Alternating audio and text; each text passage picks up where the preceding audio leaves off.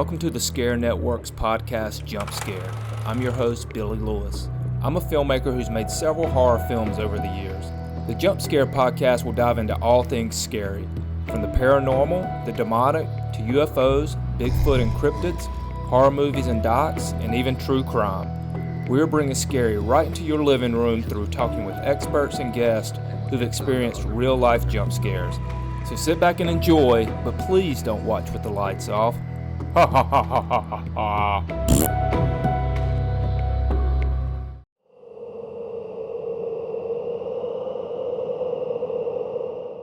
All right, guys, welcome to another episode of Jumpscare on ScareNetwork. It has been a long time since we've actually done a podcast, several months, because we've been working on a ton of projects and documentaries and other content, and just kind of forgot about our podcast. Not that we have a huge following or anything, but we're glad to be back. Today we are joined by filmmaker in North Carolina, Shaun O'Rourke. Shaun, thanks for coming on. Hey, thanks for having me. I appreciate it. Yep.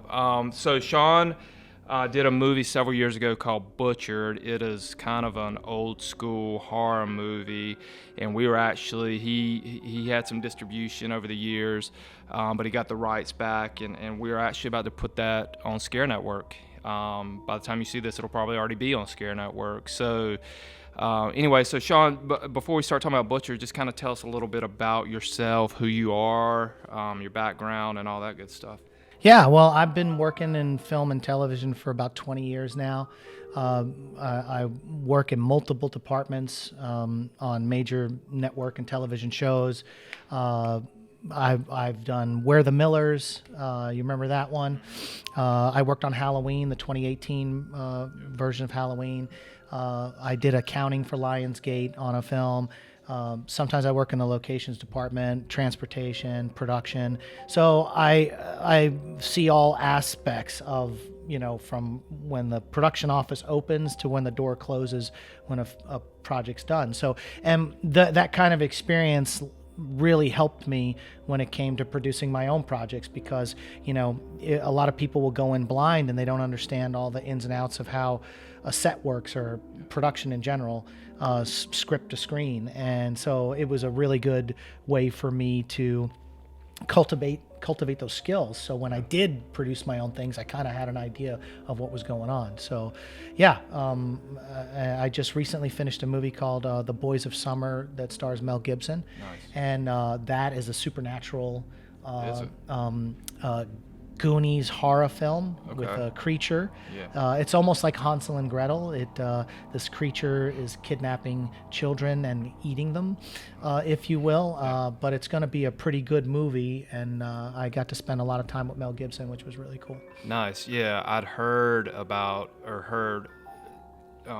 it filming here in town, but I didn't know anything about it. Yeah, we shot exclusively in Southport for the most part, wow. because it was supposed to replicate Martha's Vineyard. Okay. So, and Southport, North Carolina looks like Martha's Vineyard for the most part. Yeah.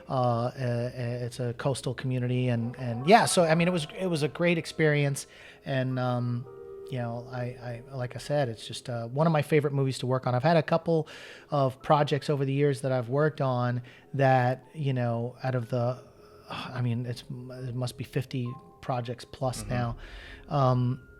Where the Millers was one of my favorite ones. The cast and crew was amazing on that one. And then The Boys of Summer was an amazing cast and crew. So, and even with all the COVID, restrictions and the things that goes on set, which in the last couple of years, because of COVID, it's kind of taken the fun out of being on a movie set. Yeah. For insurance purposes, there's constant testing. We'd get COVID tested 3 times a week. We have to wear PPE and have social distancing, and we're broken up into zones. Zone A are people that are around actors. Zone B are crew that stay away from set. And so, yeah, it's become laborious to work. Yeah. So it was really nice to have this fun movie to work on recently. And we just wrapped a couple of weeks ago, so it's exciting. Nice. Speaking of COVID restrictions, all that, Tom Cruise seems pretty laid back when it comes to set etiquette, doesn't it? Yeah. Well, it's funny because I remember hearing that story, and I heard the tape on Tom. But the thing is, he had put up $400,000 of his own money to house all the crew in a bubble, and for people to start doing things that were, you can't get in people's faces. You got to be 6 feet apart. You got to do that.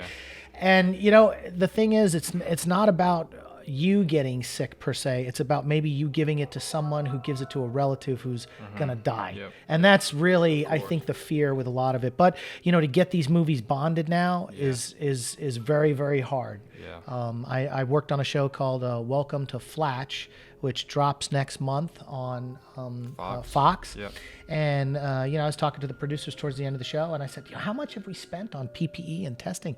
And they said $2 million was the line item for just testing. I mean, you figure 200 crew members getting tested multiple times a week, and that's like $75 a test, for the PCRs that get mailed off. And it's crazy, man. It's a crazy world we're living in now. But like I said, The Boys of Summer, it's going to be a really cool supernatural horror film, if you will, in the vein of the Goonies, because it's like kids on bicycles. It's set in the 80s or the 90s, and Well, a little bit later. I want to talk about some other movies, because they shot the movie where we live in North Carolina, Wilmington.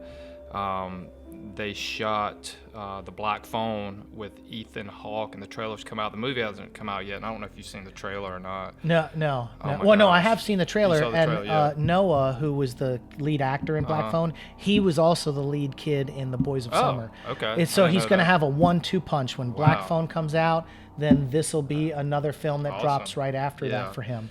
Great kid, by the way. That's good. But we'll talk about some other movies that were made around this area. Well, we had a good run here in the last year. We had Scream 5 was shot in Wilmington, North Carolina. We had Halloween Kills, the sequel to Halloween. I worked on Halloween, the 2018 one, when we shot in Charleston. And then they moved this last one, Halloween Ends. They just wrapped last week in Savannah, Georgia. And then, so we had Scream 3, we had Black Phone, we had Halloween Kills. I mean, it was just horror film after horror film lately here. And it's really great. I mean, we've got a great town, great film support. We've been making movies here since 1981. I know.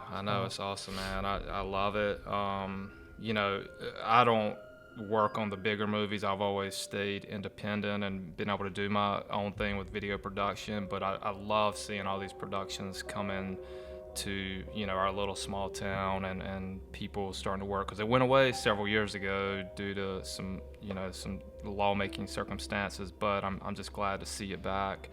And then popping so much, but anyways, let's get into talk about Butcher. Now, obviously, an older movie, but take us back, if you will. First off, give everybody a quick synopsis of the movie, and then just kind of talk about why you guys made the movie, how it came to be, and quickly talk about maybe some production, getting it done, and all that. Yeah, well, it's your basic slasher film where a bunch of teens get together and they go off to an island for basically, they just graduated high school, and this is their last get together before they all disperse and go to college.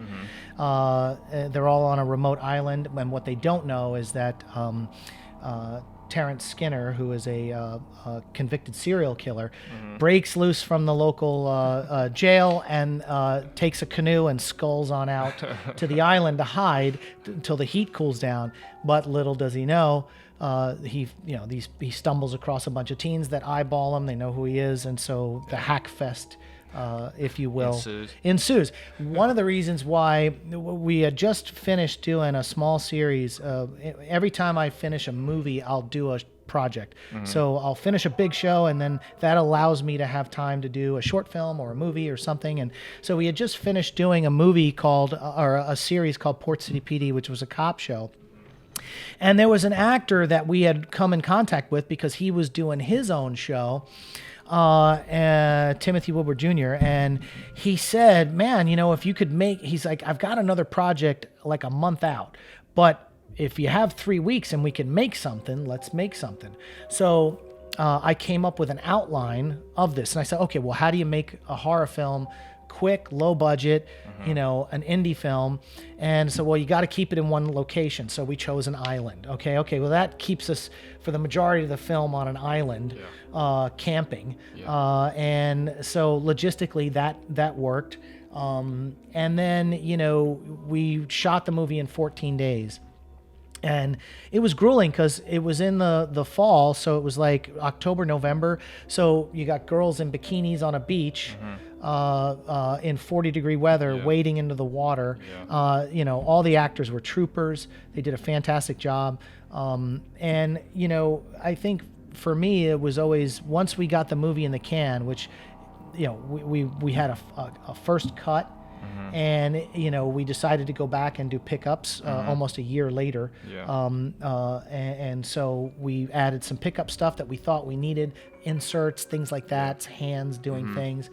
And then it was trying to find a distributor in that would pick it up and help us get it out there. And we did. We found a company called Anthem Digital out of Los Angeles.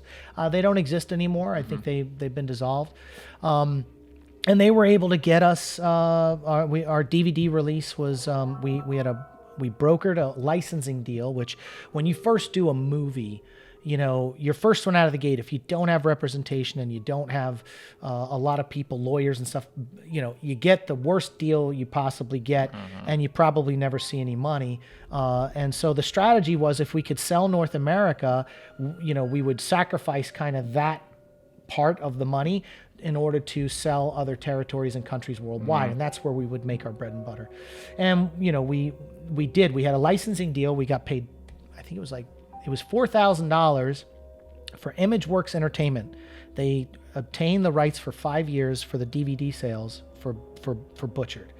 And they put it out in Walmart, something like, 40,000 copies, something crazy. And subsequently, over the 5 years, it was released in multiple forms. It released on a single disc. Then, a year later, it was released in a 4-pack of horror films. Then, 2 years later, it was released in a 10-pack. Then it was released in a 15-pack. So they constantly kept recycling and getting their money back. And I think they made a fortune. Unfortunately, we had a $4,000 licensing deal, which that was split 50-50 with our distributor, Anthem Digital. So we got $2,000, and then that was split up between, 5 investors. So, you don't make any money off of it, and so it's a struggle. That's a struggle for independent films, is to actually make that money back. So once I got the digital rights back and everything for Butchered, you have your network, and I thought, well, this is a great place to showcase this movie, even though it's considered catalog. It's a horror film. It's got the slashers. It's got your classic, teens, the teen angst and all that kind of stuff. It's got all the elements that you would want. And what we also did was, due to budget constraints, when we made the movie, we said, well, we didn't have a lot of money for a lot of special effect gore and all sorts of stuff. So we went very Hitchcockian with it, you know.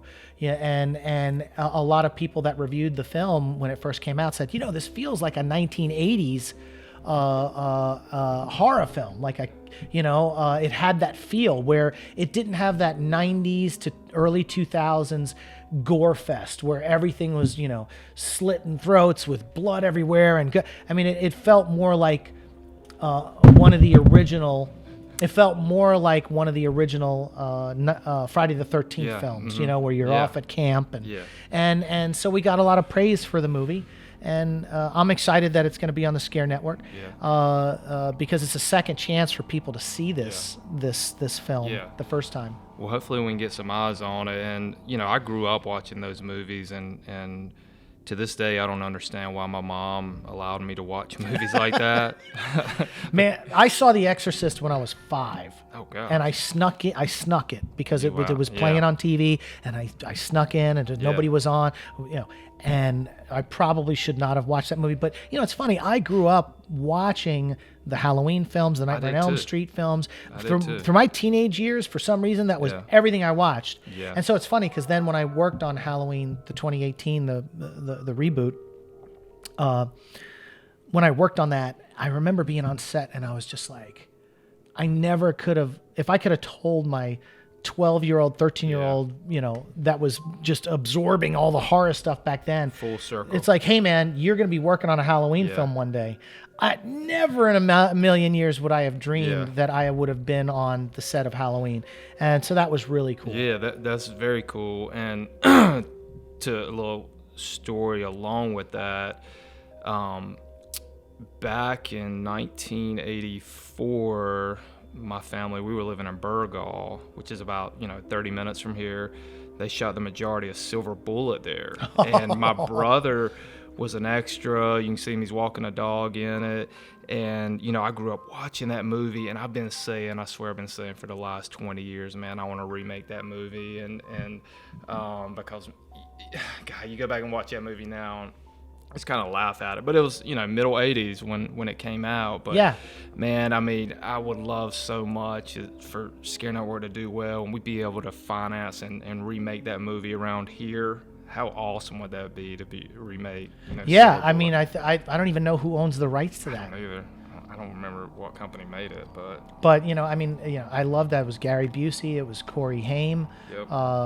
What a in a wheelchair that was like a hot rod. I mean, it was just a fun movie. Yeah. I think I remember when I was a kid when he shot, like, was it a crossbow or an arrow, and it went right into the wolf's eye. Yeah. That was like my favorite. I was like, no, it was a bottle rocket. Oh, it was a bottle rocket. Yeah. That's what it was. Yeah. Oh, dude. I mean, like, I remember these things from being a kid and seeing that film. And then the priest turned around the next day and he had an eye patch. He had the eye patch. Oh. Yeah, so then you knew. But yeah, man, I love those movies too. And I remember watching The Exorcist as a kid. And then when Linda Blair's head went around, all the way around, I was like, oh my gosh. I think what freaked me out was the throw up. Yeah. That freaked me out. But I have not seen when they did that special release of it where they added the extra footage of her walking down the stairs backwards like a spider. Yeah. I didn't catch that one. It's funny, as I got older, I gravitated away from the horror films. It's like it was such a huge part of my childhood. And then as I got older, it's like I think I've seen maybe one or two of the Saws. Yeah. And what are there, like 10 of them now or something? I'm the same way. And here is the funny thing about it is when I first started trying to be a filmmaker and doing short films and stuff, everything I was doing was comedies because they were really easy to make, really cheap to make. And I felt like a short film, I mean, you can do a good horror short film, but I felt like a comedy was an easy thing to do. So probably my first 30 short films were just all comedies, if I recollect. And then when I was able to make a couple of features, my thinking shifted because I was like, well, you can make a horror film pretty cheap, like you mentioned, keep it to minimal locations, and it has a huge built-in audience, the horror genre does. So is that one of the reasons why you guys, went with that genre with Butchered? I mean, because you could have done any genre you wanted to. Yeah, no, absolutely. I mean, I knew that, like, if you had amazingly beautiful actresses, like a lot of the slasher films from the 80s, we have nudity in the film.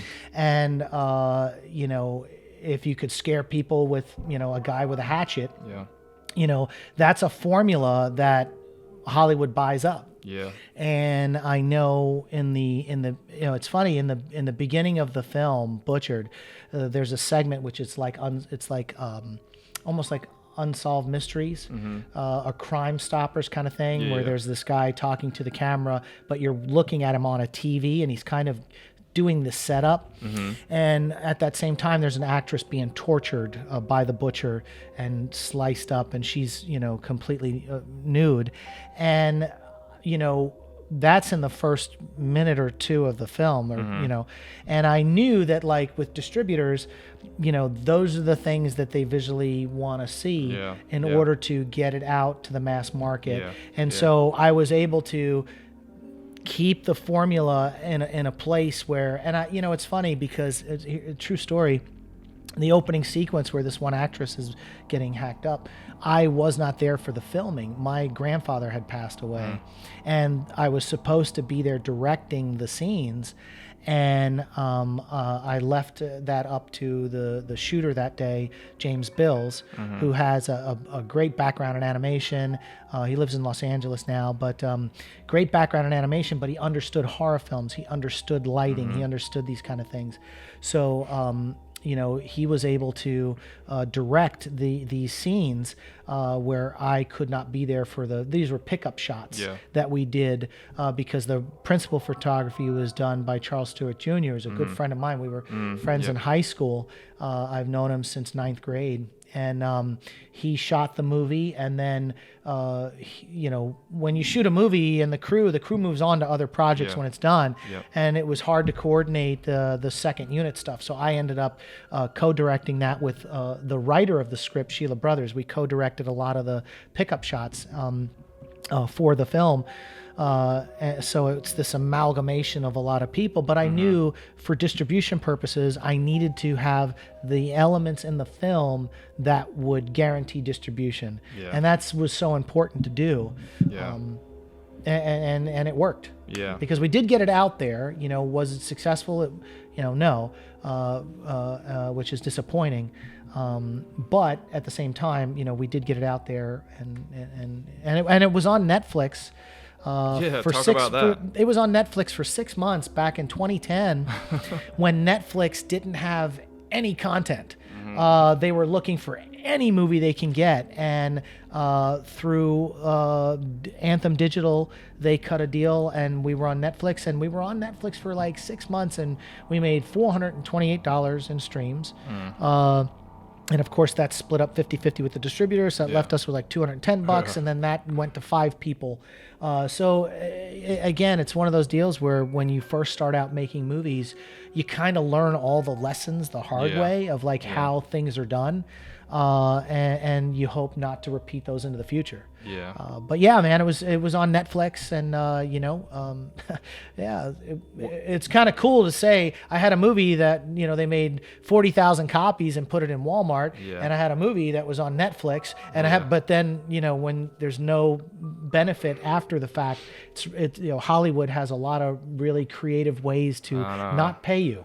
How discouraging is that as a filmmaker? And then what advice would you give an up-and-coming filmmaker, someone trying to make their own independent movie, knowing those hurdles they're going to have to face? Because I've been on the same road, obviously, with some of my movies and stuff too. But I would say that you really want to have an agent. You want to have good representation in the brokering aspect of it. You can read contracts all day long, but the devil's always in the details. And, it's the creative financing. It's all these small fees that they come up with that weren't necessarily in the contract, but was considered their fees in general. And they get very creative with the things that they charge, the authoring, the artwork, all this kind of stuff. If you don't provide a lot of that in the beginning, they have a tendency to take you for everything you're worth, and they make all the money, and then you get the crumbs. But, again, like I love telling filmmakers when I meet young filmmakers, I can tell you how not to make a movie. So if you want advice from me, talk to me, because I've made all the mistakes. Well, I got a funny story on what you said about distributors, and I won't name names, but my first big movie, the Jailhouse that I did, the company that we signed with, they're no longer in business either. And when we signed with them, we had already had a really good trailer. We already had a really good poster. And we told them, we said, we don't want a new poster. We don't want a new trailer, because they said, we're going to cut this, but we're going to charge you $10,000 for the trailer and charge you $5,000 for the poster. And we said, no, we've got that. But they did it anyways, and they charged us $15,000. I mean, And if I remember correctly, the poster for the jailhouse looked horrible that they created. oh, it was awful. And it made no sense to the No, movie. they had like woods in the background. Either somebody's eyes were Yeah, glowing, glowing. like a demon or something. Yes. It had nothing to do. And it's one of those deals where they distributors, and that's the other thing about distributors, they have a tendency to fold up after a couple of years. Yeah. Because they kind of steal all the money they can from people, Yeah. or get all the money and not pay anybody, and then they fold up and they'll open up as a new distribution company, and that's for the indie filmmakers. Now this Yeah. doesn't apply to Warner Brothers and, Of course, and yeah. Universal and these guys, because they're the big dogs. Yeah, yeah. It's when you're an up and coming filmmaker and you're trying to get to that next level, they'll eat you alive. And it's interesting, Yeah. how it works. But you just buyer beware when it comes to those things. And then the other thing that really hurt us, the same day Butchered was released in Walmart nationwide.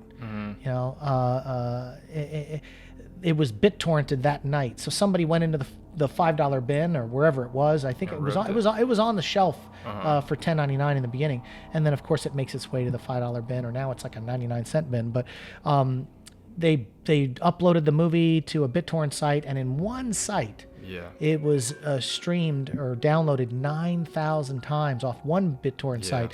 So that was 9,000 sales we didn't get, or even if I got a penny for every one of those sales, it would have been. But people don't realize when you BitTorrent stuff, you hurt the small filmmakers. Like people like Universal Studios and Warner Brothers and all these, they build into their infrastructure how much they're going to lose, because they know they're going to lose right off the bat. A lot of streams on Spider-Man or whatever that comes out in all these other countries. But it's the little guys that may only have $200,000 to make a movie, or may only have $100,000 or $60,000 or whatever people make their movies for on the small shoestring budgets. We're the ones, when that movie gets BitTorrented, we get destroyed financially. Yeah. And now it's even worse now with the digital age we're in. I mean, dude, I found multiple movies that I've made on YouTube on people just ripping them off from ScareNetwork, some of my other movies before ScareNetwork, and they're just throwing them up there with thousands of views, and all I can do is report them and hope they take them down. Yeah, and that's what I do too, is just if I see something pop up that's mine, I just report it, and then but at that time the damage is done. Yeah. And we live in a society where a lot of people just want free. I know, and that's tough, but at the same time, you want to be rewarded for your creativity and what you've done and what you've been able to pull off. Yeah. Well, let's so we are excited to have Butchered on there. I need to get more movies like Butchered on the platform, and to get more exposure and more eyes on stuff like that, and just to have more great content on there. So I am excited, and hopefully, who knows, man, maybe you can build a new audience and breathe new life into a movie that's several years old. So yeah, and thank you for letting us put it on the network, because it's a growing platform. Yeah. And as the platform keeps growing, you get more eyes on the platform. But it's nice that Butcher could have a home, even though it's like a catalog type situation now. Yeah. It can have a home, and I think it's in good hands. And I'm looking forward to seeing some of the feedback, whether it's good or bad, because I know all the mistakes we made during production. I know the quality that we've got. And I love hearing the negative and the good, and so I look forward to the forums where people could talk about it. And hopefully, you got to take the good with the bad, like you said. We'll put it up on the platform, be part of the subscription, and we're actually going to put it as a product, $1.99 to buy the movie, 99 cents to rent it for 7 days. So easy enough if you guys want to check it out. But let's talk about some of the movies where we live in Wilmington, some other horror movies. I mean, we've talked about Halloween and Scream, but it's crazy the amount of horror movies being shot around here. The Conjuring, the original Conjuring movie, was shot around here. Yep. And that, I know a lot of fans of ScareNetwork are really intrigued with Conjuring because it's based off Ed and Lorraine Warren's cases, and they're two of the most famous paranormal investigators ever, and a lot of their cases being turned into movies, and I think that's neat and interesting that it was made here in Wilmington where we live. Yeah, The Conjuring was a lot of fun. One of my friends, Tony, he made the Annabelle doll.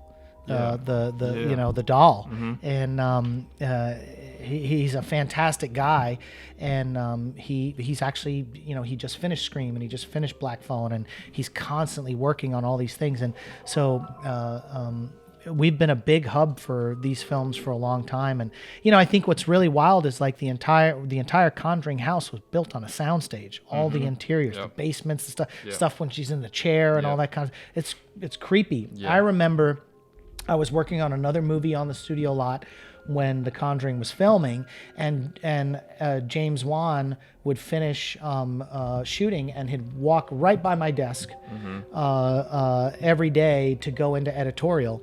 And he'd be cutting and looking at dailies and stuff while they're setting up the next shot. He'd come in and he'd do that.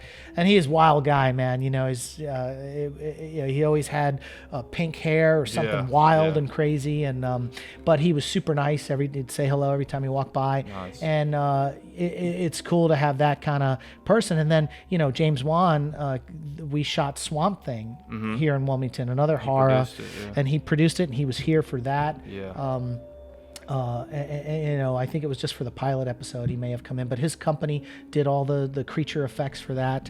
And so man, just wild stuff. And so we have a lineage. Cabin Fever 2 was shot here, and that movie held the record for a long time for the most blood ever used in a film. I didn't know and that. I talked to some of the guys in special effects. They were making 60-gallon drums full of blood. Cabin Fever 2? Cabin Fever 2, called Spring Fever.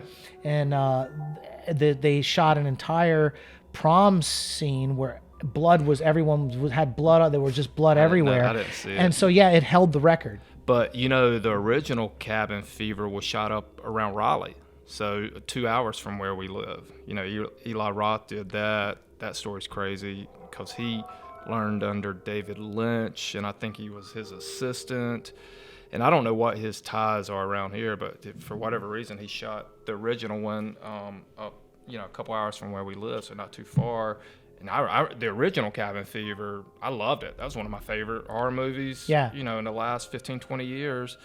But I did not see the second one because I heard it got really bad reviews. And one of my friends, Raymond Shepard, had a part in Cabin Fever too. So did you watch the whole thing? It's a horror film, and there's a lot of blood. Okay. I mean, that's kind of, come on. I mean, that's what you gotta look into it, from that aspect. But the horror lineage in this town goes back to 1981 with Firestarter, with Drew Barrymore, and then they did the other one with Drew Barrymore with the No. Well, Maximum Overdrive was shot here too as well. Stephen King has we did 3 seasons of Under the Dome here with Stephen King. Stephen King likes to bring a lot of stuff to Wilmington, North Carolina. But Maximum Overdrive was great. But I mean, like the horror films, for some reason, like this whole state in general is like, bring the horror films here. I know. I don't know whether it's just location in the woods and but also the working environment, the beach, the studios. A lot of people that come here to shoot end up loving the town. There's no paparazzi, there's none of that kind of stuff going around. And so they love the working relationships that they have here. So funny story about, we mentioned the Black Phone, which has not been released yet, but Ethan Hawke stars in it. It's coming out, I think, in June of 2022. Got pushed again. But the guy that directed that, his name's Scott Derrickson. He directed a movie back in 2014 called Deliver Us from Evil. And that is based off of Ralph Sarchie, who's been in a couple of our ScareNetwork documentaries, in Malefus and in the new Amityville doc. Ralph wrote a book in 2001. He's a former New York City cop, and he's a demonologist. But he wrote a book in 2001 called Beware the Night. And they actually turned his book into Deliver Us from Evil. So Eric Banya played Ralph Sarchie in Deliver Us from Evil, and that movie made hundreds of millions of dollars worldwide. And Scott Derrickson directed it. So if you were to watch Deliver Us from Evil, then Eric Banya's character who, he played the Hulk, he played Henry VIII. Yeah. He's a big actor. Star Trek. His name's Ralph Sarchi in that movie. So it kind of comes full circle that Scott Derrickson directed, which he's done a lot more than that. Scott Derrickson's one of the top horror directors out there now, but he directed Deliver Us from Evil. He directed Black Phone here in Wilmington, and we've got Ralph, who's a big. He loves what we're doing with ScareNetwork, and he's been a part of a couple of our projects. So that's kind of a cool. Yeah, man. I mean, I think people don't realize how small the world is that we live in, as far as like the film community or even like the horror aspect and like what you're doing. It's wild. It's small. Yeah. So what else do you have going on? I know you're trying to get another series off the ground and have been for a few years. Yep. Yeah. What other projects do you have? Well, I've got a project called Ballistic. That is it's a gritty cop series. Kind of like The Wire or like The Shield. Yeah, one of my favorite shows. Yeah, and so we're just trying to get that off the ground.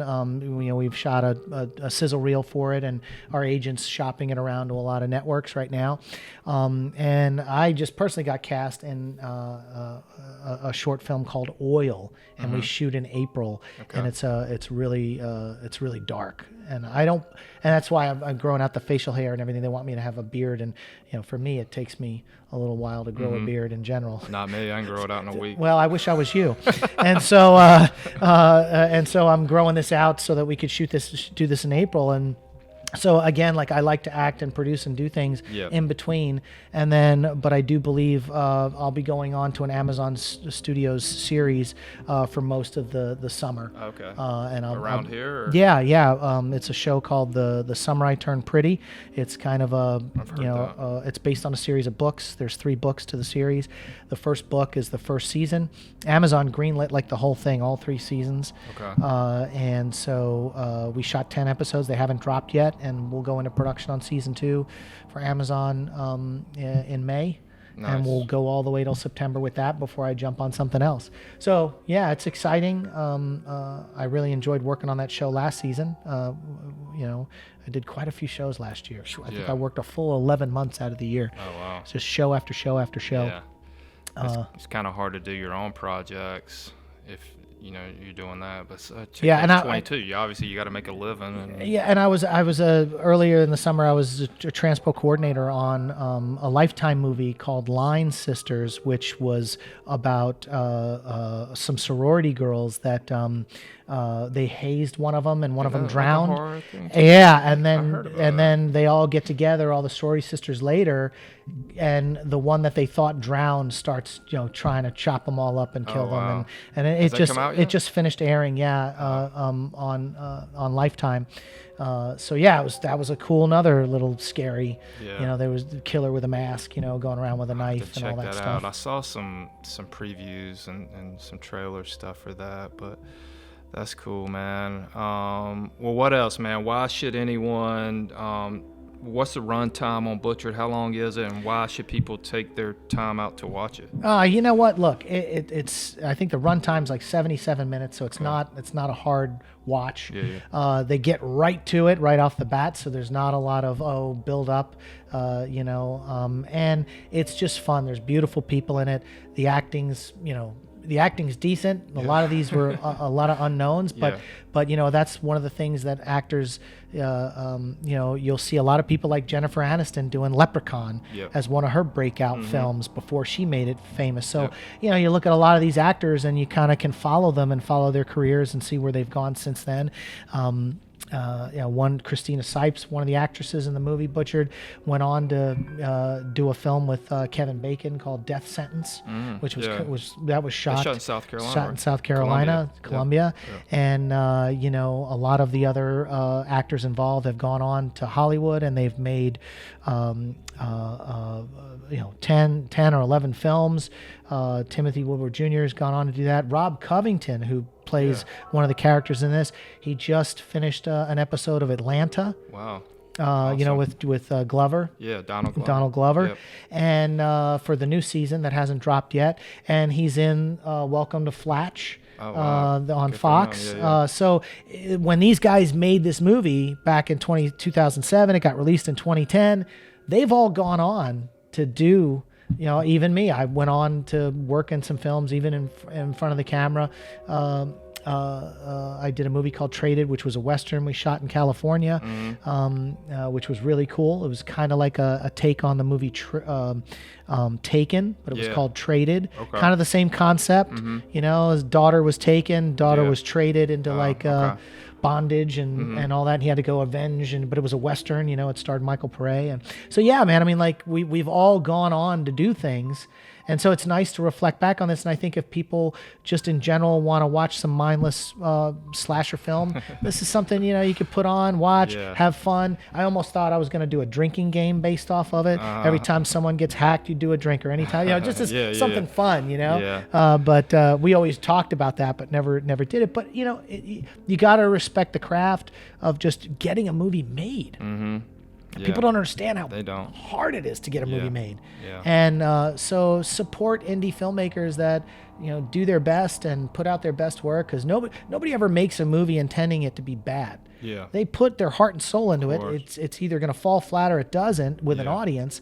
But this one I think is worth the watch. I hope everybody enjoys it and checks it out. Yeah, perfect. Thank you, Shaun, for joining us today, and thank you guys for the support on ScareNetwork. We're trying to do some things here, and we are. Go and check out our new documentary, Amityville: The Resurgence. Just released it last week, getting great reviews on IMDb and some great critic reviews, and so we're excited about that. That's on the platform. Watch Butchered. It'll be out on Thursday, February 24th. Is that right? That's tomorrow? Yeah, that's tomorrow. That's right? Tomorrow.